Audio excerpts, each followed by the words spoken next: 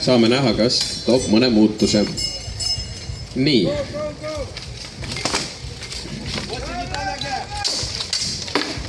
Siiamaani mitte midagi põnevat, aga nüüd tuli paar ilusat lööki jalga.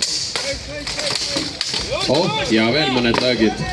Siin küll saadi kilp vahele, aga midagi siin täitsa tuleb. Ja ka üks päris kena löök kiibrisse. Kilbi ja mõõga kategoorias on samuti nagu mujal, et kui löögile jääb kilbi või mõõga serv kas või natuke vahele, siis see punkte ei anna. Ehk siis päris palju, mis siin tunduvad, et on korralikud löögid, ei anna punkte. Näiteks siin võis tunduda, et meil punase kilbiga võitleja sai õnniku lööke sisse, aga tegelikult tal oli mõõk ees, et kogu see külje pihta või käe ülemise poole pihta tagumine ei andnud siis mitte ühtegi punkti Martinile. Nii, siin soovitatakse ja hõigatakse igasugu nõuandeid ja võt siin tehti Martini pihta paar päris head lööki niimoodi vasakult küljelt.